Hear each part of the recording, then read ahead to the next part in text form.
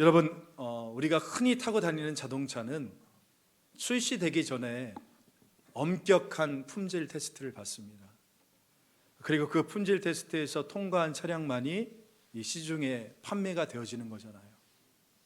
한 예로 현대자동차에서 출시한 전기차인 아이오닉 6 같은 경우는 이 시중에 출시되어지기 전에 약 100회가량의 실제 충돌 테스트를 거쳤다라고 이야기합니다. 그러니까 차를 100대를 들이받은 거예요. 그러니까 이거 한 번 실험할 때마다 들어가는 돈이 1회당 한 1억 이상이 들어간다고 하니까 100회면 얼마입니까? 총 100억이 넘는 돈들이 들어간다는 거 아닙니까?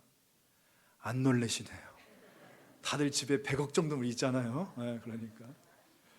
그리고 이런 실제 물리적 충돌 전에 이 가상 충돌 시뮬레이션을 통해서 차량의 성능을 개선하고 점검을 하는데 그 횟수만 해도 무려 3천여 회에 달한다라고 얘기합니다. 시간도 만만치 않게 들어간대요.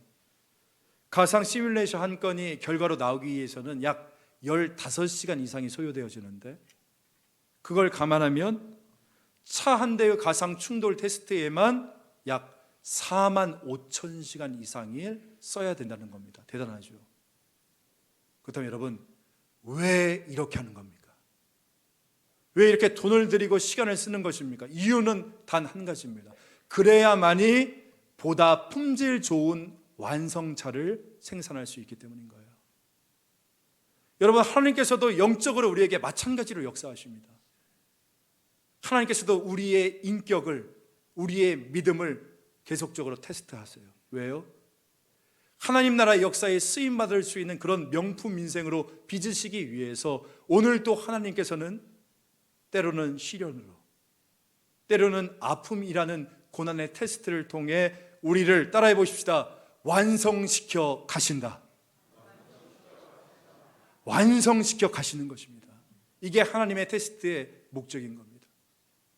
그래서 하나님의 테스트는 이 세상의 테스트와는 다른 점이 있어요. 그게 뭐냐? 하나님의 테스트는 우리를 괴롭게 하기 위한 것이 아니라 우리를 위한 것이라는 거예요. 우리를 위한 것이다. 지금 우리 중고등생들이 기말고사 시험 기간 가운데 있는데 여러분, 우리가 어떤 단어를 딱 들으면 경기가 일어나는 단어가 있지 않습니까? 예를 들면 시댁, 막 그러면 경기가 일어나죠. 안 그래요? 남편, 막 그러면 경기가 일어나는 단어들이 있는데 여러분, 우리 중고생들에게 경기가 일어나는 단어가 뭡니까? 시험이란 말이에요. 근데 우리 한번 생각해 봅시다. 솔직히 시험이 없으면 우리 아이들이 그렇게 열심히 공부하겠습니까? 하지 않죠. 여러분, 운동은 힘을 빼기 위한 것이 아니라 힘을 기르기 위해서 하는 것처럼 하나님께서도 오늘 저와 여러분의 믿음을 더욱더 강하게 하기 위해서 반드시 예외 없이, 이게 중요한 겁니다. 이건 저나 여러분이나 다 예외가 없어요. 모두에게 해당되어지는 겁니다. 믿음이 있는 사람이나 믿음이 없는 사람이나 반드시 예외 없이 여러 가지 믿음의 시련, 즉 테스트를 우리 인생에 허락하신다는 것입니다. 야고보서 1장 2절 말씀, 내 형제들아 너희가 여러 가지 시험을 당하거든 뭐래요? 온전히 기쁘게 여기라. 아니, 왜 시험을 당하고 테스트를 받는데 기쁘게 여길 수 있습니까? 이게 말이 되는 이야기입니까? 그런데 3절은 뭐라고 얘기합니까? 이는 너희 믿음의 시련이, 그러니까 테스트가 인내를 만들어내는 줄 알미라. 힘들긴 하지만 그 시험을 통과하면 뭐가 있대요? 내게 주어지는 보상이 있다는 겁니다. 내 영성에 엄청난 플러스가 온다는 것이에요. 돌아보니까 저의 영성의 대부분도 고난 속에서 빚어졌더라고요. 원치 않는 실패, 아픔, 그리고 내 힘으로 아무것도 할 수 없는 상황 속에서 제 안에 있던 옛사람의 날카롭고 모난 부분과 또한 새파랗게 살아있었던 내 자신의 자존심과 혈과 육이 깎여 나가면서 저에게서 진실된 기도가 시작되었고 겸손해지게 되고 진중해지게 되고 다른 무엇보다 하나님을 의지하는 사람으로 변해가고 있음을 제가 깨닫게 되어지는 것입니다. 사랑하는 성도 여러분, 오늘 우리 하나님께서는요, 이 말씀에 나오는 요셉의 형들처럼 때로는 여러분과 여러분의 가정을 테스트하실 때가 있어요. 믿음의 시련이, 이해할 수 없는 시련이 계속 불어닥칠 때가 있지 않습니까? 그래서 우리 생각에는 어때요? 우리 인생이 점점 꼬여가는 것만 같고 더 힘들어지는 것만 같은데, 여러분, 아닙니다. 오히려 하나님이 우리를 위해서 예비하신 축복이 더욱더 가까이 왔다는 뜻이에요. 오히려 하나님의 약속의 땅에 더욱더 근접했다는 뜻입니다. 그래서 바로 이때에 여러분들께 권면합니다. 절대로 낙심하지 마세요. 원망하지 마십시오. 그리고 또한 불평하지 마십시오. 오히려 이때에 그 속에 하나님의 뜻이 있음을 믿으십시오. 그리고 그 폭풍 속에서도 자리를 지키는 영적 담대함을 가질 수 있는 저와 여러분 될 수 있기를 주 예수의 이름으로 축원합니다. 아멘. 요셉은 오래전에 자기를 노예로 팔렸던 이 형들의 인품이, 그 현재적 인품을 시험하기 위해서 지난 43장을 보면 둘째 형인 시므온을 인질로 잡아놓고 막내 베냐민을 데려오라고 시킵니다. 베냐민을 데려오면 둘째를 풀어주겠다는 거예요. 이게 첫 번째 테스트였습니다. 형제애를 살펴보기 위한 테스트였어요. 그래서 형들이 어떻게 합니까? 집에 돌아가서 아버지 야곱에게 그 이야기를 하니까 난리가 나잖아요. 절대 못 보낸다. 요셉도 그렇게 갔다가 못 돌아오지 않았느냐? 베냐민까지 그렇게 보낼 수 없다. 근데 막 형들이 설득하는 거예요. 그러면 둘째 시므온은 죽어도 되는 겁니까? 둘째 시므온도 풀려나야 되지 않겠습니까? 그래서 이 아버지 야곱을 겨우 설득해서 베냐민이요, 넉 달 만에야 겨우 데려가게 되어집니다. 이 넉 달 만에 데려온 자신의 친동생 베냐민을 보면서 요셉의 마음은 너무나 기뻤어요. 그리고 그 기쁜 마음 가운데 큰 잔치를 베풀어 주죠. 그러면서 두 번째 테스트를 하는 겁니다. 일부러 베냐민에게만 음식을 다른 형제들보다 5배, 선물도 많은 5배를 베냐민에게만 주는 거예요. 왜냐하면 이걸 본 형제들의 반응을 알아보고 싶었기 때문이죠. 아직도 레아의 혈통인 형들과 라헬의 혈통인 자신과 베냐민 사이에 알지 못하는 그 알력들이 있는지를 보기를 원했던 거예요. 그런데 형들이 어떻게 합니까? 이전과는 같지 않지 않습니까? 형들이 그것을 시기하지 않고 오히려 베냐민을 더욱더 축복해 주는 겁니다. 이 두 번의 테스트를 통해서 요셉이 깨닫습니다. 형들이 변했구나. 그 이전에 못난 형들이 아니구나. 그럼에도 요셉은 자신의 신분을, 정체를 밝히지 않습니다. 왜냐? 진짜 변했는가를 보기 위해서 마지막 시험을 한 번 더 형들에게 주기로 했던 거예요. 그게 바로 오늘 설교의 제목인 은잔 테스트입니다.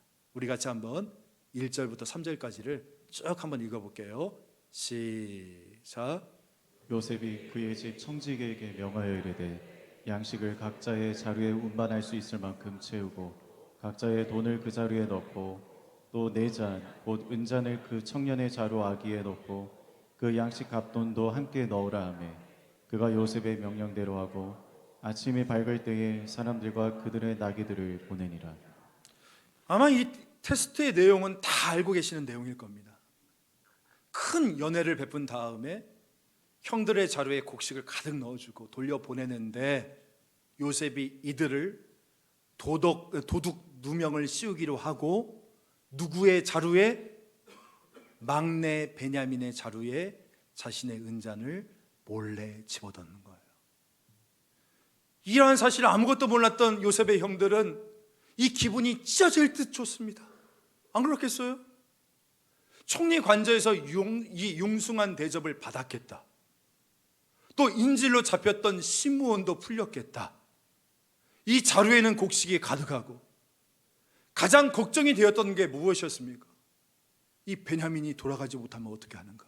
이 걱정이 있었는데 아무 탈도 없이 자신들과 돌아가는 거예요. 그러니까 아마 돌아가는 길에 릴리리 만보를 불렀겠죠, 그죠? 이제는 고생 끝, 행복 시작이다. 얼마나 좋았겠습니까? 그런데 그 기쁨이 차마 몇 시간을 가지 못합니다. 우리 4절 5절 제가 읽겠습니다. 그들이 성읍에서 나가 멀리 가기 전에 요셉이 청지기에게 이르되 일어나 그 사람들의 뒤를 따라가서 그들에게 이르기를 너희가 어찌하여 선을 악으로 갚느냐? 이것은 내 주인이 가지고 마시며 늘 점치는 데 쓰는 것이 아니냐? 너희가 이같이 하니 악하도다 하라. 여러분, 형들 입장에서 이건 뭐 마른 하늘의 날벼락 아닙니까? 우리 7절부터 9절은 같이 한번 읽겠습니다. 시작. 그들이 그에게 대답하되 내 주여 어찌 이렇게 말씀하시나이까? 당신의 종들이 이런 일은 결단코 아니하나이다. 우리 자루에 있던 돈도 우리가 가나안 땅에서부터 당신에게로 가져왔거늘 우리가 어찌 당신의 주인의 집에서 은금을 도둑질하리이까? 당신의 종들 중 누구에게서 발견되든지 그는 죽을 것이요 우리는 내 주의 종들이 되리라. 야, 저 마지막 말은 굳이 안 했어야 되는데, 그죠? 자신의 입으로 입방정이가 자신의 입으로 자신들의 운명을 묶어버리는 말을 하고 말아요. 그리고 대망의 12절 말씀.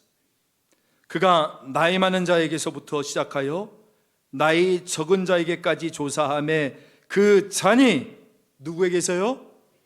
베냐민의 자루에서 발견된지라. 딴딴딴딴. 베토벤의 운명이 울리는 순간이 되어지는 겁니다. 자, 그렇다면 제가 질문 한번 드려볼게요. 여러분, 요셉은 왜 이렇게 지금 형들을 시험하고 있는 겁니까? 지금 이렇게 3번에 걸쳐서 테스트하는 목적이 무엇입니까? 여러분, 여기에는 이유가 있습니다. 제가 이 요셉의 스토리를 시작하면서 첫 번째 시간 때 드렸던 말씀을 기억하실지 모르겠어요. 여러분, 요셉 이야기의 주제가 무엇입니까? 외국으로 이민 갔던 한 이민 이주자가 그곳에서 성공했던 인생 성공 스토리가 요셉 이야기입니까? 그거 아니라고 이야기했어요. 요셉 스토리의 주인공은 요셉이 아니라 바로 누구다? 하나님이시라는 거예요.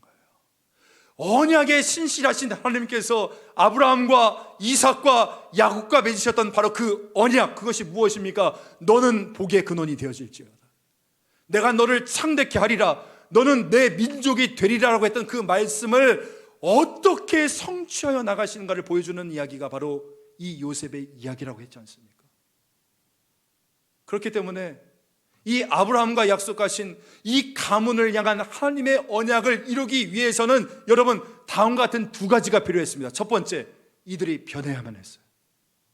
그 축복을 담을 수 있는 그릇으로 변해야만 했습니다. 두 번째, 회개해야만 했습니다.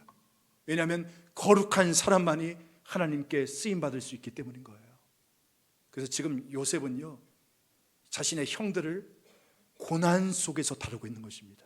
아니, 하나님은요, 지금 이 형제들을 이 믿음의 시련 속에서 연단시켜 나가고 있는 거예요. 왜요? 여러분, 지금 이 요셉의 형들이 우리가 보기에는 문제가 많은 사람들 같지만 이들은 장차 하나님의 백성, 이 이스라엘의 12지파의 시조가 될 사람들 아닙니까, 여러분? 그렇기 때문에 그 거룩한 사명을 위해서 이들이 변화해야 하는 것입니다. 뼈를 깎고 부서져서라도 이들이 정결하고 거룩한 하나님의 백성으로 만들어져야만 되는 거예요. 하나님의 입장에서는. 여러분, 그거 아세요? 하나님께서는 저같이 키가 길쭉한 사람, 또한 큰 옆으로 넓은 사람, 못생긴 사람 다 사용하시지만 여러분, 더러운 그릇은 사용하지 않으십니다. 이게 하나님 역사의 방법이에요. 아무리 뛰어나고 실력이 있지만 더러운 인생은 사용하지 않으신다는 겁니다. 그래서 하나님께서 이들을 자신의 도구를, 꿈을 이루는 도구로 삼으시기 위해서 하나님께서는 지금 요셉을 통해 그 변화의 과정을 주도하고 계시는 것이에요. 여러분, 우리의 인생도 마찬가지입니다. 우리가 꿈꾸는 것은 무엇입니까? 우리는 우리의 인생의 스카이에 입학하는 것을 원하잖아요. 그런데 우리가 걸어가는 길을 보면 하나님께서는 우리를 때로는 광야 학교에 입학시키실 때가 있어요. 그럴 때 우리는 묻잖아요. 왜냐고? 이게 하나님의 저주냐고. 근데 아니에요, 여러분. 여러분 꼭 기억하십시오. 언약에 신실하신 하나님께서는 오늘 저와 여러분에게 약속하신 말을 반드시 성취하여 나가십니다. 믿으십니까? 근데 그 축복을 우리가 받을 수 있는 그릇으로 우리를 연단시키시고 우리를 거룩하게 오늘 이 순간에 테스트하시며 빚어가고 계신다는 것이에요. 이제 요셉의 추궁이 시작되어집니다. 15절. 요셉이 그들에게 이르되 너희가 어찌하여 이런 일을 행하였느냐? 나 같은 사람이 점을 잘 치는 줄을 너희는 알지 못하였느냐? 야 이놈들, 어찌서 너희가 이런 배은망덕한 일을 저질렀느냐? 지금 금방이라도 요절을 냈듯한 그런 살벌한 분위기지 않습니까? 그런데 바로 이때에 넷째 유다가 나섭니다. 우리 16절은 같이 한번 읽어볼게요. 시작. 유다가 말하되 우리가 내 주께 무슨 말을 하오리까? 무슨 설명을 하오리까? 우리가 어떻게 우리의 정직함을 나타내리이까? 하나님이 종들의 죄악을 찾아내셨으니 우리와 이 잔이 발견된 자가 다 내 주의 노예가 되겠나이다. 사실 유다의 마음속에는 자신들이 결백하다라고 주장하고 싶은 마음이 굴뚝 같았을 겁니다. 너무나 억울한 나머지 우리 절대 아닙니다. 무엇이 어떻게 잘못되었는지는 모르겠지만 우리 막내 베냐민이 절대 훔치지 않았습니다. 이 말이 아마 턱끝까지 차올랐을 겁니다. 근데 이때에 유다가 깨달은 게 있어요. 깨달은 게 있다니까요. 지금 자신의 눈앞에서 펼쳐지는 이런 일련의 사건들을 보면서 바로 이 깨달음이 유다의 머릿속을 스치고 지나갔던 겁니다. 그게 뭐냐? 지금 하나님께서 우리가 과거 요셉에게 저지른 일로 심판하고 계시는구나. 이 사실이 머릿속을 탁 하고 스치고 지나가는 겁니다. 그래서 16절에서 이렇게 말하는 거예요. 16절 보세요. 하나님이 종들의 죄악을 찾아내셨다. 여러분 이거 무서운 말씀입니다. 여러분 하나님께서는 우리의 죄악을 찾아내십니다. 내 안에 감추어둔 죄, 내가 은폐한 죄, 내가 숨기고 있는 모든 죄들을 우리 하나님께서는 백주대로에 다 꺼내어내시는 거예요. 회개하지 아니하시면 하나님께서는 그 모든 죄를 찾아내신다라고 우리에게 엄중하게 말씀하고 있는 겁니다. 지금 유다는 알고 있었어요. 지금 눈앞에서 벌어지고 있는 이 이해할 수 없는 시련이 사실은 오래전에 자신들이 저질렀던 이 요셉을 팔았던 죄를 하나님이 추격하고 계신다는 것을 지금 유다는 정확하게 본 것입니다. 그래서 더 이상 구차한 변명을 늘어놓지 않습니다. 살려주십시오. 굽신거리지도 않아요. 대신 16절에 보니까 하나님이 종들의 죄악을 찾아내셨으니 우리와 이 잔이 발견된 자가 다 내 주의 노예가 되겠나이다. 뭐라는 겁니까? 죄를 인정하는 겁니다. 자복하는 겁니다. 컨페스하고 있는 거예요. 하나님께서 나의 죄를 다 발각하셨사오니, 다 끄집어내셨사오니 우리가 이 죄를 감당하겠나이다. 그러면서 여기서 우리가 발견하는 아주 중요한 단어가 있습니다. 여러분 16절에 보면 4번 반복되어지는 단어가 있어요. 한번 보세요. 뭐가 있습니까? 바로 우리라는 단어입니다. 우리. 하나님이 우리의 죄를 우리가 여러분 이때까지 형들에게는 우리가 없었잖아요. 나밖에 없었는데 지금 형들이 우리를 이야기하기 시작합니다. 옛날 같으면 이 형들이 어떻게 합니까? 아버지가 편애하는 베냐민이니까, 레아가 아닌 라헬의 혈통이니까 베냐민이 잡혀가는 거 이거 내 일이 아니지 않느냐? 상관없는 거 아니냐? 그냥 베냐민만 보내버리고 남은 사람들은 집으로 돌아가자. 20년 전에 요셉에게 그렇게 했잖아요. 요셉을 구덩이에 집어넣고 형제들은 그곳에서 모여 앉아 음식을 먹으며 편안히 돌아갔던 그때처럼 한번 해보라는 거예요. 지금 요셉. 근데 이 형들이 지금 어떻게 변합니까?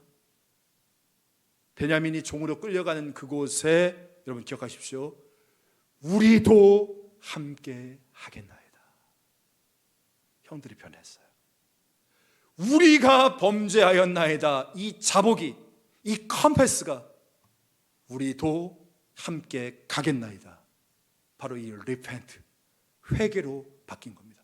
입술의 고백으로 끝나는 것이 아니라 행동의 변화로까지 이어지고 있는 거예요. 여기서 우리가 무엇을 알 수 있습니까? 야, 이 형들이 진짜 회심을 했구나. 이것을 알게 되어지는 거예요.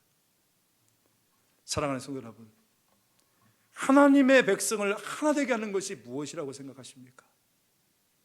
같은 혈통, 같은 고향, 같은 이해관계, 이것들이 우리를 진정으로 하나 되게 한다라고 생각하십니까? 아닙니다, 여러분.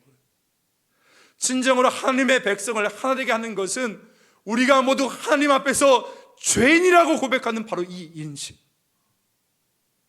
우리 모두가 하나님 앞에서 똑같은 죄인이라는 이 공통된 인식이 그 백성을 하나로 연합되어지게 만드는 거예요. 그래서 부흥의 역사가 일어날 때를 보면 가장 먼저 뭐가 일어나는 줄 아닙니까? 우리가 주님 앞에 범죄하였나이다. 진정한 죄의 회개의 고백이 있는 것입니다. 그러면 우리의 부끄러운 죄의 고백이 모든 사람들 가운데 불같이 번져나가 우리 사이를 가로막았던 인간의 모든 담들이 다 허물어지고 우리 모두를 그리스도 예수 안에서 하나 되게 만들어 가는 것입니다. 여러분, 이 시대의 가장 아픈 모습이 뭔지 아세요? 서로 남탓만 한다는 거예요. 남탓만. 자기의 죄를 인정하지 않아요. 아내는 남편 잘못이다. 남편은 아내 잘못이다. 여당은 야당 잘못이다. 야당은 여당 잘못이다. 목사는 교인 잘못이다. 교인은 목사 잘못이다. 이런 어리석음이 아니라 이 믿음의 시련과 테스트를 통해서 하나님이 우리에게 깨우쳐 주시기 원하시는 것, 바로 우리 모두의 죄의 고백과 회개인 것이에요. 우리가 하나님 앞에 범죄하였나이다. 여기서부터 하나님의 회복의 역사가 일어나는 것입니다. 여러분 보세요. 우리가 범죄하였나이다. 그리고 우리도 함께 가겠나이다. 자복에서 회개로. 이 진정한 이 프로세스가 우리의 무너진 모든 삶들과 가정과 교회와 나라와 민족을 회복시키는 가장 중요한 열쇠가 되어줄 줄 믿습니다. 주 안에서 사랑하는 성도 여러분, 그리스도의 십자가가 모든 인류를 하나가 되게 하는 이유가 무엇이라고 생각합니까? 그래요. 그 험한 십자가 앞에서 우리 각자가 내가 범죄하였나이다라는 바로 이 고백, 저는 이 고백이 그 십자가 아래서 우리 모두를 하나로 연합시키는 줄 믿습니다. 여러분 혹시 이해할 수 없는 시련 가운데 계십니까? 가정이 힘듭니까? 관계가 어렵습니까? 교회 생활이 어려우세요? 여러분, 하나님께서 저와 여러분에게 깨닫게 하기를 원하십니다. 우리가 범죄하였나이다. 그리고 우리도 함께 가겠나이다.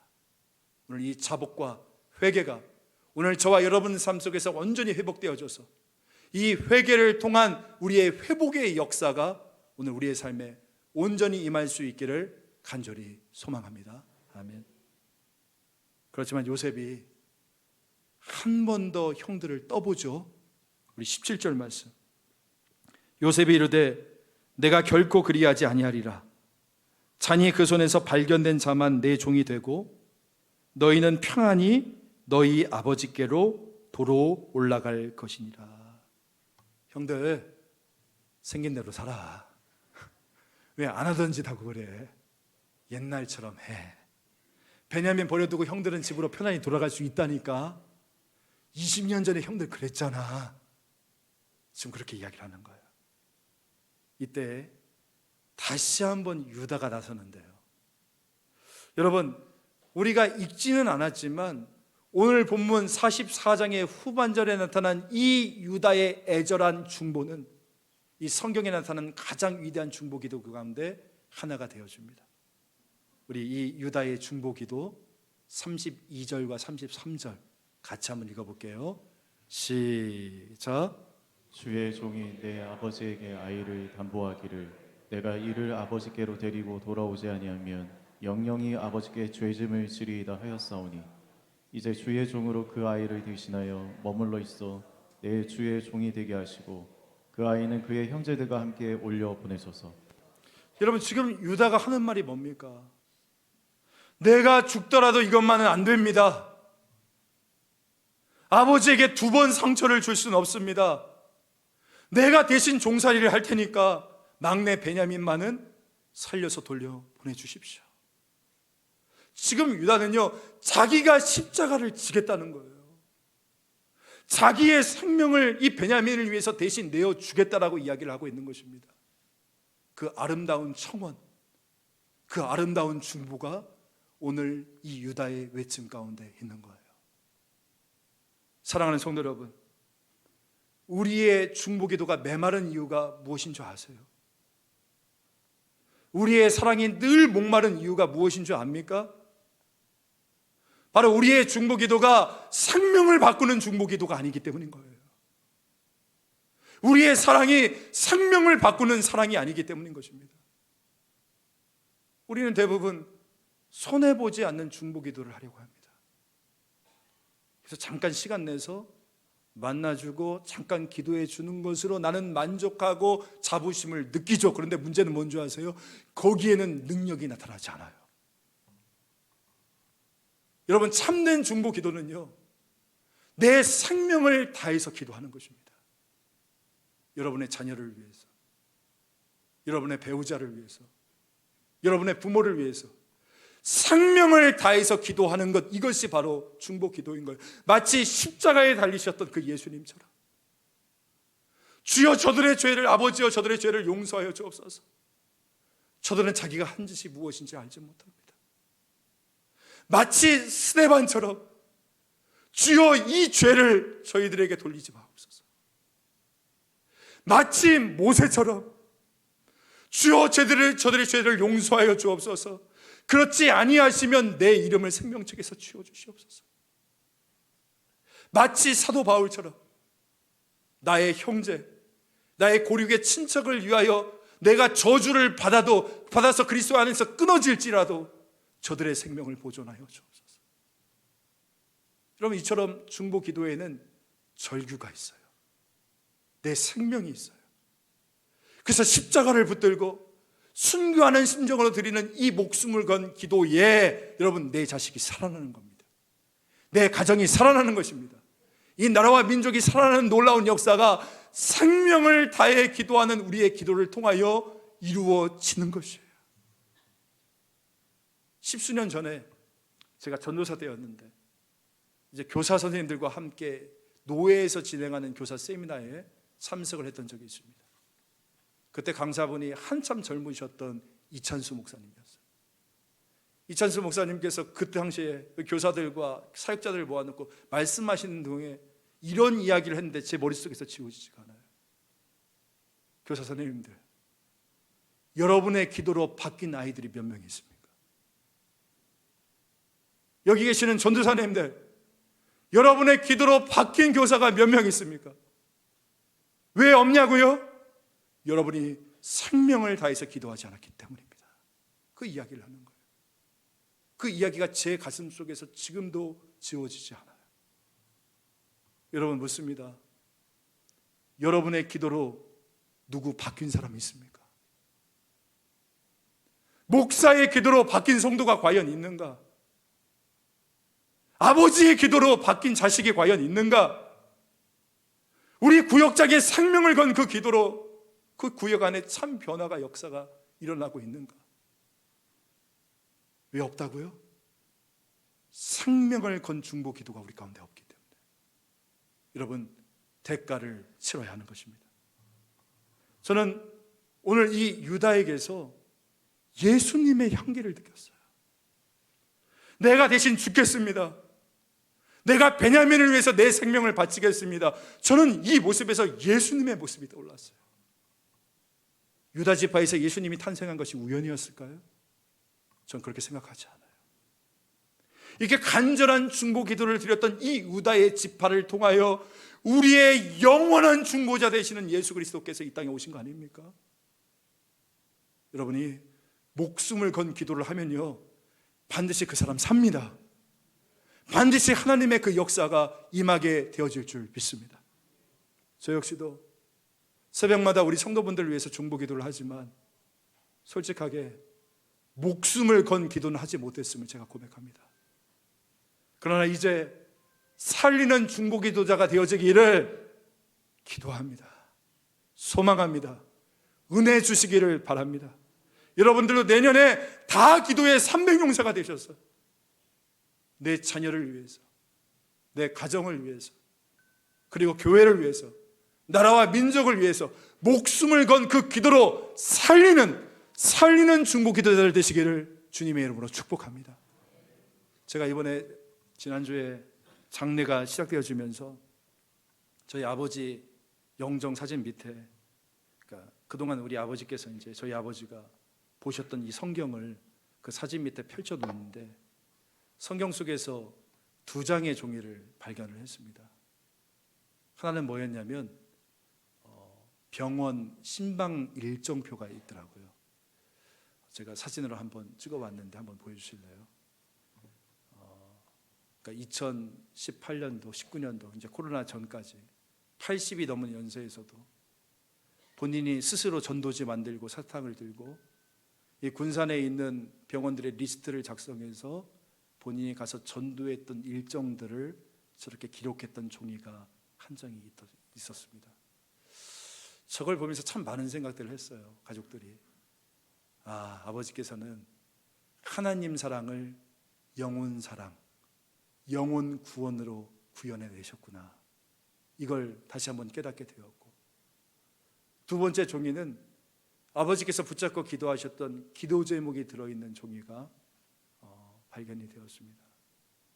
먼저는 하나님 나라를 위해서, 그리고 이 땅의 나라를 위해서, 교회를 위해서, 그리고 성목사의 사역에 은혜를 허락하여 주옵소서. 그러니까 저를 위한 아버지의 기도가 기록되어져 있었습니다. 80이 넘도록 평생 자식과 아들을 위해서 기도하셨던 그 아버지, 이 아버지의 기도 없이 어떻게 지금의 저라는 존재가 있을 수 있었겠어요? 작은 물방울이 무수히 모여 큰 바다를 이루듯이 저는 아버지의 작은 중보기도가 모여 정할 수 없는 능력과 은혜와 사랑으로 제 인생을 가득 채웠음을 깨닫게 되었습니다. 그러면서 돌아보니까 저 아버지의 기도는 제 인생에서 결코 지울 수 없는 흔적이고 영적인 유산이라는 것을 깨닫게 되었어요. 지난주에 장례를 마치고 돌아와서 새벽 기도할 때마다 우리 성도분들의 이름 하나하나를 부르면서 기도하기 시작했습니다. 근데 제 마음속에 하나님께서 주시는 감동이 있었어요. 사모하는 마음이 있었어요. 그것은 바로 하나님 은사를 구합니다. 제가 기도할 때 치유하는 은사를 허락하여 주시옵소서. 그 기도가 저도 모르게 나오더라고요. 우리 성도분들 가운데 영적으로 육적으로 너무나 힘들고 아프신 우리 성도분들이 너무나 많이 계신다.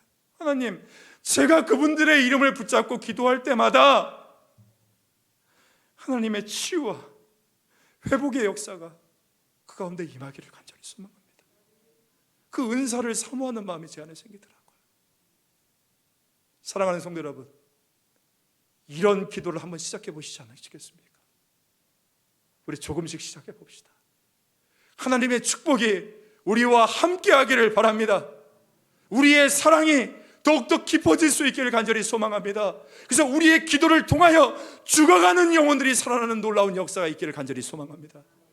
오늘 말씀 속에 유다처럼, 아니 우리의 영원한 스승 되시는 예수처럼 오늘 우리가 목숨 건 그 생명의 중보 기도로 내 자녀를 살리고 내 배우자를 살리고 나의 가정을 살리고 교회를 살리고 이 나라와 민족을 살리며 나갈 수 있는 저와 여러분 될 수 있기를 주 예수의 이름으로 간절히 소망합니다. 아멘. 하나님 아버지 감사합니다. 우리에게 주시는 이 귀한 말씀을 다시 한번 붙잡고 하나님 앞에 서기를 간절히 소망합니다. 오늘 우리를 위해서 나를 위하여 기도하시는 영원한 중보자 되시는 예수 그리스도가 있기 때문에 우리가 이 땅을 살아갈 수가 있는 것이고, 이렇게 하나님의 자녀가 되어 주님을 바라보며 예배자로 살아갈 수 있게 되었음을 고백합니다.